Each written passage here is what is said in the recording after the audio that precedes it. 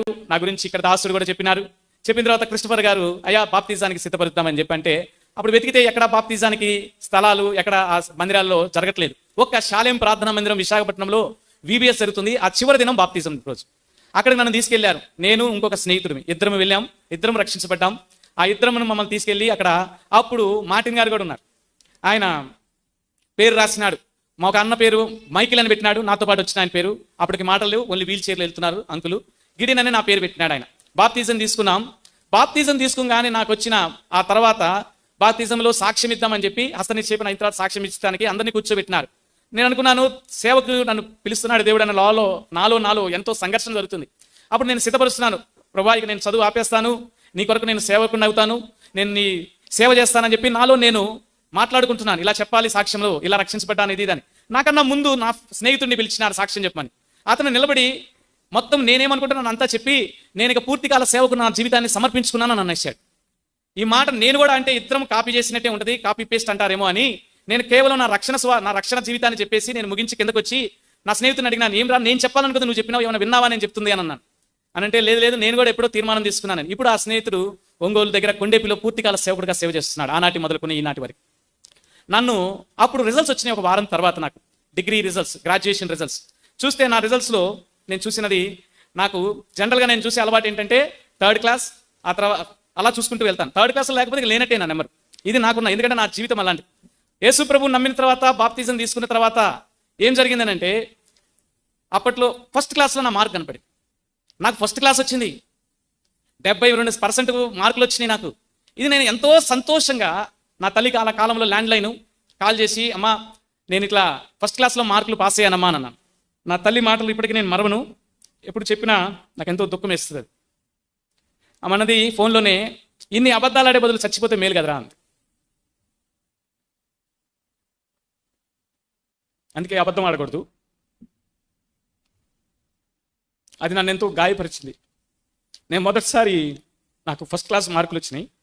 సంతోషంగా మా అమ్మకి చెప్పబోతున్నాను నేను. కానీ నా తల్లి అంది, నువ్వు చచ్చిపోతే మేలు కదా అని. ఎందుకంటే అప్పటికే ఎన్నో అబద్ధాలు ఆడినాను నేను. ఆమె నమ్మట్లా. అప్పుడు అంతే అబద్ధం ఆడినాను. ఇంకెవరికి చెప్పుకోవాలన్న నా సంతోషం, ఎవరికి చెప్పుకోవాలో కూడా అర్థం కాలేదు నాకు. ఆ తర్వాత నేను మాస్టర్స్ చేయడానికి చెన్నై వెళ్ళాను. గోల్డ్ మెడల్ ఇచ్చినాడు దేవుడు నాకు. ఈ మాస్టర్ చేస్తున్న సమయంలో దేవుడు చేసిన కార్యము ఎంత గొప్ప కార్యం నాకు. నా తండ్రి అప్పటికి చనిపోయినాడు ఆయనకున్న అనారోగ్య పరిస్థితిని బట్టి. నేను MS చేయడానికి చెన్నై వెళ్ళాను. ఆల్ ఇండియా లెవెల్లో నాకు మంచి ర్యాంక్ వస్తే అక్కడ సీట్ వచ్చింది నాకు. నేను అక్కడ యూనివర్సిటీలో చదువుతూ ఉన్నాను. ఫీజు అప్పట్లో 50,000 కట్టాలి నాకు. అయితే నా తల్లికి 1st సెమిస్టర్ రాసినాను, నాకు యూనివర్సిటీ టాపర్ వచ్చింది. ఆ తర్వాత 2nd సెమిస్టర్ ఫీజు కడితేనే హాల్ టికెట్ ఇస్తానని అన్నారు. దానికి నేను ఫీజు కడితేనంటే అప్పటికే మా అమ్మకి ఫోన్ చేస్తున్నాను. మా అమ్మ అంది, అయ్యా ఈ ఒకసారి పర్మిషన్ అడుగు, కాలేజీలో యూనివర్సిటీలో ప్రిన్సిపాల్ని అడుగు, ఏదైనా పర్మిషన్ ఇస్తే 1 నెలలో చదువుదామని చెప్పు, రాసేసే ఎగ్జామ్స్ అంటే. ప్రిన్సిపాల్ చుట్టూ ఎంతో తిరుగుతున్నాను, ఏ లాభం దొరకలేదు నాకు వచ్చిన ఆలోచన అప్పుడు అన్నం తింటాం ఒక 20 రోజులు మానేస్తే 3,000 రూపాయల ముందు ఎగ్జామ్ ఫీజు కట్టాలి. అంటే 1,800 మెస్ బిల్ మిగులుతుందని ఒక 20 రోజులు నేను భోజనం చేయటం మానేసినాను. బాగా ఆకలిగా ఉంది, కడుపు బాగా కాలిపోతుంది. ఇక అప్పటికే మంచినీళ్ళు తాగి ఉన్నాను. గ్రౌండ్లో కూర్చుని, ఫుట్బాల్ గ్రౌండ్ మా యూనివర్సిటీలో ఉంది, అక్కడ కూర్చుని ఏడుస్తూ ప్రార్థన చేసుకుంటూ ఆకలి తట్టుకోలేక ఇసుక పట్టుకుని ఇసుక తిందామని ప్రయత్నం చేసినాను. ఇసుక గుప్పిడితో పట్టుకున్నాను, నోటి దాకా తీసుకొచ్చినాను. అల్లంత దూరాన నా సీనియర్ చూసినాడు. చూసి ఎరాయ్ అని పిలిచినాడు. వెంటనే చూసినాడని సిగ్గుతో మెల్లగా నా చెయ్యి దించివేసి రమ్మన్నాడు. వచ్చినాను. సార్ ఏం జరుగుతుంది అక్కడ అన్నాడు. ఏం లేదు సార్. అప్పటికే నా కళ్ళని బాగా నీరసించినాయి, నా శరీరం నీరసించింది. ఆయనకి అర్థమైనట్టుంది, గ్రహించినాడు. ఆనాటి కాలంలో ఒక 3 రూపాయలకి కిచిడి ఇచ్చిన ప్లేట్ దొరికింది చెన్నైలో, అది ఇచ్చినాడు. నేను ఎలా తిన్నానో నాకు తెలియదు. తినిన తర్వాత నా పరిస్థితి అని తెలుసుకుని, అరే నువ్వు ఇంటికి వెళ్ళి ప్రయత్నం చేయి, మేము ఇక్కడ ప్రిన్సిపాల్తో మేము అందరం మాట్లాడతాం, నువ్వు యూనివర్సిటీ టాపర్ వచ్చినావు కదా అని చెప్పి నన్ను ప్రోత్సహించి ఇంటికి పంపించినాడు. నేను ఇంటికి వచ్చినాను. మా తల్లిని అడిగినాను. మా తల్లి ఏదో కొద్దిగా ఇచ్చింది కానీ అంత సొమ్ము నా దగ్గర లేదయ్యా అని అంటే మా అమ్మ మీద బాగా అరిచి వెళ్ళిపోయినాను. ఇంత చదివించినప్పుడు ఎందుకు నన్ను కన్నారు, ఇవన్నీ పెద్ద పెద్ద మాటలు ఉపయోగించినాను బుద్ధిహీనతతో, ఆవేశంలో. అని ట్రైన్ ఎక్కినాను నేను, శబరి ట్రైన్. జనరల్ కంపార్ట్మెంట్లో కూర్చున్నాను. తెల్లని చొక్కా, తెల్లని వస్త్రాలు ధరించిన ఆయన ఒక ఆయన నా ఎదురుగా కూర్చున్నాడు. కూర్చుని నన్ను గద్దిస్తున్నాడు. ఎంత గద్దిస్తున్నాడంటే నా గురించి అంతా తెలిసినట్టు మాట్లాడుతున్నాడు. ఎవరి మీద అరిచొస్తున్నావు అని అడిగినాడు. మొదటి ప్రశ్న. ఎందుకు అంత అరవాలని అడిగినాడు. ఎవరి మీద అలిగొస్తున్నావు అని అన్నాడు. నువ్వు ఎందుకు భోంచేయలేదని అన్నాడు. ఇవన్నీ నేను అనుకున్నాను మా ఊరేనేమో అందుకని అడుగుతున్నాడేమో, ఇవన్నీ నేను చూసి వచ్చాడేమో, మా ఇంటి దగ్గర నేను అమ్మ మీద అరిచి వచ్చినాను కదా అని చెప్పి. ఇవన్నీ అరిచిన తర్వాత నేను దేనికి సమాధానం ఇవ్వట్లేదు, ఎంతో నిరుత్సాహంగా ఉన్నాను. అయితే ఆ సమయంలో ఆయన అన్నాడు, నేను నెల్లూరులో దిగాలయ్యా, నేను పైన వెళ్ళి పడుకుంటాను, నువ్వు లేపు అని అన్నాడు. సరే అని చెప్పి సరేనండి నేను ఒక్కదానికి తల ఊపినాను. ఆయన పైన పడుకున్నాడు. ఇంకొక 40 నిమిషాల్లో ఆయన నెల్లూరు వస్తుందనగా ఆయన దిగిపోయినాడు. దిగిపోయి వెళ్తూ నా చేతిలో చిన్న కవర్ పెట్టి వెళ్ళిపోయినాడు. ఎన్నాళ్ళలా అప్పటికే అడిగినాడు, భోజనం చేయకుండా ఎన్నాళ్ళైంది అది ఇంత అని. అంతా తెలిసినట్టే మాట్లాడుతూ నాకు వద్దండి అని అన్నా కూడా పాలిథిన్ కవర్ నా చేతిలో పెట్టేసి వెళ్ళిపోయినాడు. వెళ్ళిపోతే నేను ఆ స్టేషన్ వచ్చింది, ఆయన వెళ్ళిపోయినాడు. సరే నేను చేయి గడుక్కుని వాష్ బేసిన్ దగ్గర ఏదైనా ఇడ్లీ కానీ పులిహార ప్యాకెట్ కానీ ఏమైనా ఉంటుందేమో భోజనం చేయడానికి ఇచ్చినట్టున్నాడని చెప్పి చిన్న ప్రార్థన చేసుకుని ముడి విప్పి చూసినాను. అందులో నోట్ల కట్టలు ఉన్నాయి. నాకు అర్థం కాలేదు. ఇరుప్రక్కలా చూసినాను. నేను చాలా చిన్న వయసు అప్పుడు నాది. భయం వేసింది నాకు. దొంగ అంటారేమో, ఇప్పుడు ఈ డబ్బులు ఎక్కడి నుంచి వచ్చినాయి అంటారేమో అని చూస్తే అందరూ నిద్రిస్తున్నారు, చాలా నిద్రలో ఉన్నారు. నేను రెప్ప వాల్చకుండా ఆ కవర్ని అలాగే పట్టుకుని నా చెన్నై వచ్చేదాకా అలాగే పట్టుకుని కూర్చున్నాను. తెల్లవారుజామున వచ్చింది ట్రైను. ఆ కవర్ పట్టుకుని పరుగున యూనివర్సిటీకి వెళ్ళాను. ఎలా వెళ్ళానంటే పరుగున వెళ్ళినగానే వాళ్ళు అన్నారు, అయ్యా నిన్ను వైస్ ఛాన్సలర్ పిలుస్తున్నాడని అన్నారు. మా స్నేహితులు, నీ గురించి చెప్పినాం, వైస్ ఛాన్సలర్ పిలుస్తున్నాము, నువ్వు వెళ్ళు వైస్ ఛాన్సలర్ కలువు అన్నాడు. వైస్ ఛాన్సలర్ని కలిసినాను. ఆయన అడిగినాడు మొదటి ప్రశ్న, నువ్వేనా యూనివర్సిటీ టాపర్ వచ్చింది మొదటి సెమిస్టర్లో అని అడిగినాడు. అవునండి నేను మొదటి సెమిస్టర్లో నేనే వచ్చినాను సార్ అని అన్నాను. అయితే ఇప్పుడు రాస్తే కూడా తెప్పిస్తావా మన యూనివర్సిటీకి మంచి పేరు అని అన్నాడు. అని అంటే సార్ ప్రయత్నం చేస్తాను సార్ అని అన్నాను. లెటర్ రాయి అయితే అని అన్నాడు. లెటర్ రాసినాను. ఫీజు సంబంధించి నేను రాసిన లెటర్ ఏంటంటే, సార్ దయచేసి నాకు ఒక 2 నెలల వ్యవధి ఇవ్వండి, నాకు ఖచ్చితంగా నేను పే చేస్తాను, కానీ ముందు మాత్రం నాకు హాల్ టికెట్ ఇవ్వండి ఎగ్జామ్స్ రాయడానికి నేను రాసి ఆయన ముందు పెట్టినాను. చదివేసి అదంతా కొట్టివేసి ఓ పక్క కార్నర్లో రాసినాడు, ఈ విద్యార్థి నుంచి ఇకపై ₹1 కూడా తీసుకోవద్దు అని అక్కడ సంతకం పెట్టి వెళ్ళి ఇచ్చిరా ప్రిన్సిపాల్కి ఇచ్చుకోపో అని అన్నాడు. నీ దేవుడైన యెహోవాను నేనే, ఇదే నా మాట. నాకు సిగ్గుపోయింది. తలదించుకుని ఏడ్చినాను. మా అమ్మ మీద అర్చినాను.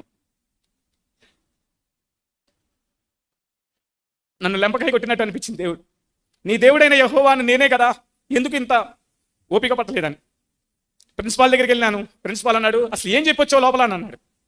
సార్ నేనేం చెప్పలేదు సార్, హాల్ టికెట్ తీసుకున్నాను, నాకు ఎంఎస్సి గోల్డ్ మెడల్ వచ్చింది. నీ దేవుడైన యెహోవాను నేనే. ఇంటర్మీడియట్ తప్పిన నన్ను దేవుడు ఎంఎస్సి గోల్డ్ మెడల్ తీసుకొచ్చినాడు, డిగ్రీ ఫస్ట్ క్లాస్ మార్కుల్లో ఇప్పించినాడు. ఆ తర్వాత నేను హెబ్రోన్కి వెళ్ళాను. ఇంత చేసిన దేవుడికి నేను ఏం చేయాలి అని, ఎలాగైనా ఇప్పటికైనా వెళ్ళి సేవకు సమర్పించుకుందాం, ఇప్పటికైనా వెళ్ళి నేను సేవ చేద్దాం అని హెబ్రోన్కి వెళ్ళి ఇన్మేట్గా జాయిన్ అయ్యాను. కొంతకాలం గడిచింది. అయితే హెబ్రోన్లో నేను ఉండగా అన్నలందరూ దేవుడు ఇంత కార్యాలు చేసినాడు నీ ఎడల అందరూ ప్రార్థన చేసేవాళ్ళు నా కొరకు. ఎంతమంది ప్రార్థన చేసేవాళ్ళు అంటే చెప్పసఖ్యం కాని సంఖ్య. అది అందరూ ప్రార్థన చేసేవాళ్ళు. అది అగాపి ప్రేమ, అది వర్ణించలేని ప్రేమ. అది వాళ్ళు ఎంతో ప్రణాళిక ఉందయ్యా దేవుడికి నీ ఎడల, నువ్వు జాబ్ చేస్తూ ఉండు, సేవ కూడా చేస్తూ ఉండు, అయితే నువ్వు సేవ చేస్తూ ఉండు, ముందు జాబ్కి అప్లై చేయాలంటే ఒక లెక్చరర్ జాబు కుక్కటపల్లిలో పడితే అది అప్లై చేసినాను. నేను ఇంటర్వ్యూ పిలిచినారు హెబ్రోన్లో ఉండి. ఇంటర్వ్యూకి నేను సిద్ధపడి కుక్కటపల్లి దగ్గరికి వెళ్తున్నాను. హెబ్రోన్ నుంచి బయటకు వచ్చింగానే ముషీరాబాద్ బస్ స్టాప్ ఉంటుంది. ఆ బస్ స్టాప్లో నేను నుంచున్నాను ఇంటర్వ్యూకి వెళ్ళడానికి, బస్సు ఎక్కి వెళ్దామని. అక్కడ ఒక ఆంటీ నిలబడి ఉంది. ఆ ఆంటీ ఆమె న్యూస్ పేపర్ చదువుతుంది, హిందూ న్యూస్ పేపర్. ఆమె బస్సు వచ్చింది. ఆ బస్సు వచ్చినప్పుడు ఆమె ఆ న్యూస్ పేపర్ తీసుకొచ్చి నా చేతిలో పెట్టింది. అయ్యా బాబు ఇది నీకు ఉపయోగపడుతుంది అన్న అని చెప్పి. ఆయన ఎలాగైతే ఈ కవర్ నాకు ఉపయోగపడిద్దని ఇచ్చినాడో, ఈ న్యూస్ పేపర్ ఆమె నాకు ఇచ్చి మడత పెట్టి ఇది నీకు ఉపయోగపడిద్దని ఇచ్చింది. ఈమెవరు నాకు న్యూస్ పేపర్ ఇచ్చిందని చూస్తే ఆ న్యూస్ పేపర్లో ఒక అడ్వర్టైజ్మెంట్ ఉంది, government of India calling for research scientist kindly apply అని చెప్పి. కింద చూస్తే అంత క్వాలిఫికేషన్ అంతా నాదే ఉంది. నేను ఖచ్చితంగా 100కి 100 అర్హుని దానికి. వెళ్ళినాను. అది ఢిల్లీకి వెళ్ళి అప్లై చేయాలి. మళ్ళీ పరుగున హెబ్రోన్కి వెళ్ళి అన్న ఇలా జరిగిందన్న అంటే ఇది దేవుని చిత్తమేమో, ముందు ఇది అప్లై చేయాలన్నారు. ఇది అప్లై చేసినాను. అప్లై చేసి ఇంటర్వ్యూ అయిపోయింది, ఎగ్జామ్ అయిపోయింది, రిటర్న్ టెస్ట్ అయిపోయింది, చాలా రౌండ్లు, టెక్నికల్ రౌండ్లు, అన్ని ఇంటర్వ్యూ అంతా అయిపోయిన తర్వాత నాకు అర్థమైందంటే ఉమ్మడి ఆంధ్రప్రదేశ్ నుంచి నన్ను ఒక్కడనే దేవుడు సెలెక్ట్ చేసినాడు బయట విదేశాలకు వెళ్ళి పరిశోధన చేయడానికి. అప్పుడు అన్ని న్యూస్ పేపర్లో నా పేరు ఇచ్చినారు, అన్ని టీవీ ఛానల్లో నేను ఇంటర్వ్యూ ఇచ్చినాను. యువ శాస్త్రవేత్త తరలి వెళ్తున్నాడని చెప్పి ఆ శీర్షిక మీద నన్ను అన్ని ఛానల్లోనే ఇంటర్వ్యూ తీసుకున్నారు. పాము విషయంతో తల్లిపాలతో క్యాన్సర్కి చికిత్స అని నేను ఒక పరిశోధన పత్రాన్ని గవర్నమెంట్కి సమర్పించాను. అలా సెలెక్ట్ అయ్యాను నేను. ఇంగ్లాండ్ దేశంలో నన్ను దేవుడు నడిపించినాడు. అది డిసెంబర్ 27 తారీఖు. నాకు ఇచ్చిన నా తల్లి కొద్దిగా డబ్బు ఇచ్చింది, గవర్నమెంట్ కొంచెం డబ్బు ఇచ్చింది. అది మొత్తం కలిపితే ₹6,000 ఆ కాలంలో అది ఇచ్చినారు. నేను మొదటిసారి కలలో కూడా ఊహించలేదు. నేను నీ దేవుడైన యెహోవాను నేనే అన్నాడు. ఆ వాగ్దానమే పట్టుకుని నేను ముందుకు వెళ్ళినాను. ఆ పట్టుకుని ఇంగ్లాండ్ దేశంలో అడుగుపెట్టినాను. మంచు అటు ఇరుప్రక్కల కురుస్తుంది డిసెంబర్ మాసం కనుక. నేను పాత షూ వేసుకుని ఉన్నాను. ఈ పాత షూ వేసుకుని వెళ్తుంటే ఆ పాత షూలో అడుగు పెట్టిన 5 అడుగులకి ఇక్కడ నుంచి ఆ కెమెరా దాకా వచ్చిగానే నా 2 సోలు ఊడిపోయినాయి, ఇరిగిపోయింది సోలంతా. సాక్స్తో నడుస్తున్నాను నేను. నాకు ఇంగ్లీష్ అంతంత మాత్రం, ఇంటర్మీడియట్ తప్పిన వాడికి అంత ఇంగ్లీష్ వచ్చు. దేవుడే నన్ను తీసుకెళ్ళినాడు. ఒక పొరలాంగు బాగా 1 మైలు దాకా నడిచిన తర్వాత 1 కిలోమీటర్ దాకా అక్కడ ఒక పోలీస్ ఆయన నన్ను ఆపేసినాడు. ఆపేసి ఇంగ్లీష్లో అంటున్నాడు. ఏమని అంటున్నాడు అంటే, you cannot go for the man by the bay foot అంటున్నాడు. సార్ అని అన్నాను. మరలా అంటున్నాడు అదే మాట, చాలా ఫాస్ట్గా అంటున్నాడు ఆయన. వాళ్ళ దేశపు వాళ్ళు కనుక. నాకేమో sir that sir, this sir, sir that this sir, please sir, allow me sir, please sir, ఇలా నేను అంటున్నాను. ఆయనకి అర్థమైపోయింది నాకు ఇంగ్లీష్ రాదని. ఇక్కడ ఉన్న యవనస్తులు చెప్తున్నాను, నేను ఒక ఐఎల్స్ రాయలేదు, ఒక టోఫెల్ రాయలేదు, ఒక జిఆర్ఈ రాయలేదు, ఏ ఎగ్జాము రాకుండా దేవుడు తీసుకెళ్ళినాడు నన్ను. అక్కడ నేను అడుగుపెట్టినాను. అడుగుపెట్టి ఆ పోలీస్ ఆయన అంతకు పెట్టాడు. అప్పుడు నేను చిన్న ప్రార్థన చేసుకుంటూ ఉన్నాను ఒక మూలకెళ్ళి, ప్రభువా నీ చిత్తమైతే అని. ఆ పోలీస్ ఆయన నేను ప్రార్థనకు మునుపు ఏలు ఇలా చూపించి, కింద చూపించి, నీ దగ్గర ఏం లేవు, నేను అంత ఇంగ్లీష్ చెప్తున్నా నీకు అర్థం కావట్లేదు, ఇది లేదు అంటే షూ లేవు, ఇదిగో ఈ పక్కనే షూ షాప్ ఉంది, వెళ్ళి కొనుక్కోపో అని అన్నాడు. ఆ షూ షాప్లోకి వెళ్ళాను. షూ చూసినాను, ఒకటి మంచి షూ ఒకటి చూసి దాని మీద 20 అని రాస్తుంది. ఓ మన దగ్గర 60 ఉన్నాయి కదా, 6000 ఉంది, ఇది 20 కదా అని లెక్కలు కట్టుకున్నాను నేను. లెక్కలు కట్టి ఆ క్యాషియర్ దగ్గరికి వెళ్ళి, అమ్మా ఇది నేను తీసుకుంటాను, ఆర్ యూ ష్యూర్ అంది. ఎస్ మేడం అని అంటే ఆ మంది దిస్ ఇస్ 200 మ్యాన్, నాట్ 20 అనండి. నా దగ్గర ఉంది 60. వాళ్ళ దేశపు డబ్బు పరంగా 60 పౌండ్లు ఉన్నాయి, అది 200 పౌండ్లు షూ. అది నాకు అర్థం కాలేదు. మూలకెళ్ళి ఏడుస్తూ ప్రార్థన చేసినాను, ప్రభా నీ చిత్తం కాకపోతే నన్ను ఇక్కడ నుంచి వెనక్కి పంపించేసేయి, నేను ఉండను ప్రభువా అని ఏడుస్తూ, దేశం ప్రభువా నాకు ఇంగ్లీష్ రావట్లేదు, ఎలా వెళ్ళాలో తెలియట్లేదు నాకు, మరి ఇది నీకు ఇష్టం లేదా అని ప్రార్థన చేస్తుంటే దూరం నుంచి ఒక ఇంగ్లీష్ దొరసాని, English madam praise the lord అంది. ఆ ఇంగ్లీష్ మాట నాకు బాగా వచ్చు కనుక ప్రైజ్ ద లార్డ్ అన్న. ఆమె వచ్చింది నా దగ్గరికి, లోపలికి అదే షూ షాప్లోకి తీసుకెళ్ళింది. నేను ఏ షూ అయితే పట్టుకున్నాను ఆ షూ కొనిచ్చింది నాకు, వేసుకోమంది. ఒకసారి నడిచి చూడండి, అటు ఇటు నడిచినాను, బాగుందా అంది. అయితే ఇప్పుడు వెళ్ళిపోనాను. ఆమె ఎవరో కూడా నాకు తెలియదు. ఆమె ఎలా నన్ను గుర్తుపెట్టిందనంటే, అప్పుడు అన్నది నువ్వు బక్సింగ్ గారి ఫెలోషిప్ కదా అన్నది. అనంటే అవునండి నేను బక్సింగ్ గారి ఫెలోషిప్ అయ్యాను. ఎందుకంటే ఆ బ్యాగే వేసుకున్నాను నేను లండన్లో. అందుకని ఆ బ్యాగ్ని ఎన్నడూ నేను విడవను. ఎక్కడికి వెళ్ళినా, నా ఆఫీస్కి వెళ్ళినా నేను విడవను, నేను ఏ స్థలానికి వెళ్ళినా నేను విడవను. ఆ బ్యాగు, ఆ బైబిల్ బ్యాగ్ అంత గొప్ప కార్యం చేసింది నా జీవితంలో. షూ వేసుకున్నాను, వెళ్ళినాను, ఇమ్మిగ్రేషన్ అయిపోయింది, లోపలికి వెళ్ళినాను, ఇంగ్లాండ్ దేశంలో అడుగుపెట్టినాను. నేను ఆక్స్ఫర్డ్ యూనివర్సిటీలో పిహెచ్డీ చేసినాను. దేవుడు నన్ను అక్కడికి నడిపించినాడు. క్యాన్సర్కి నేను చికిత్సకి క్యాన్సర్ మందుకి పరిశోధన చేస్తున్న సమయంలో నా తల్లికి క్యాన్సర్ వచ్చింది. అప్పటికి 11 ఏళ్ళైంది యేసు ప్రభుని నేను నమ్ముకుని. ఎన్నడూ నా తల్లికి ఒక మాట కూడా నేను చెప్పలేదు. ఒక్కసారి కూడా యేసు ప్రభుని నమ్ముకోమని నాకు ధైర్యం చాలేదు. అయితే నా తల్లికి క్యాన్సర్ వచ్చింది. నా తమ్ముడు రిపోర్ట్స్ పంపించినాడు. అక్కడున్న చాలా ఫేమస్ డాక్టర్లు, నేను క్యాన్సర్ హాస్పిటల్లో వరల్డ్ లార్జెస్ట్ సెకండ్ బిగ్గెస్ట్ హాస్పిటల్లో పనిచేస్తున్నాను, క్యాన్సర్ హాస్పిటల్లో. అక్కడ ఉన్న డాక్టర్లందరికీ చూపించినాను. ఇక డాక్టర్లు హోప్లెస్ అని అన్నారు, ఏమి నిరీక్షణ లేదు మీ తల్లి విషయంగా అని చెప్పి, ఏమి ఉపయోగపడదు, ఏ వైద్యం ఇచ్చినా ఉపయోగపడదని. అప్పుడు అక్కడ ఉన్న డాక్టర్ల దగ్గర సంప్రదించినారు. వారు కూడా అదే చెప్పినారు, 1 నెల రోజులు బ్రతుకుతుందయ్యా, అంతకన్నా మించి నీ తల్లి బ్రతకదు, ఆమె 4వ స్టేజ్ గర్భకోశ క్యాన్సర్ వచ్చింది, కాబట్టి నీ తల్లి బ్రతకపోవచ్చు అని చెప్పి నాకు చెప్పినారు. సరే నేను ఇండియాకి వచ్చినాను, నా ప్రొఫెసర్ పర్మిషన్ తీసుకుని ఇండియాకి వచ్చి నా తల్లిని నా తమ్ముడు హైదరాబాదు లక్డీ కపుల్ క్యాన్సర్ హాస్పిటల్లో పెట్టినాడు. ఆ లక్డీ కపుల్ క్యాన్సర్ హాస్పిటల్లో బెడ్ పైన ఉందామె.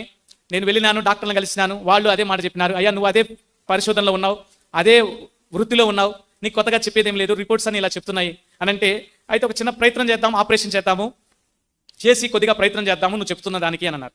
ఎంత అద్భుతం అంటే, నీ దేవుడైన యెహోవాను నేనే అనే మాట ఆ డాక్టర్లు కూడా అన్నారు. 1,50,000 అవుతుందన్న ఆమె. ఇంకొక డాక్టర్ మంది, అయ్యా నువ్వు మన వృత్తిలో ఉన్నావు, 5,000 రూపాయలు కట్టు, నువ్వు చదువుతున్నవాడి. నా దగ్గర అప్పుడు డబ్బులు కూడా లేవు. 5,000 రూపాయలు కట్టించుకున్నారు. మరుసటి రోజుకి ఆపరేషన్కి సిద్ధపరిచారు నా తల్లిని. నేను మా తల్లి దగ్గరికి వెళ్ళి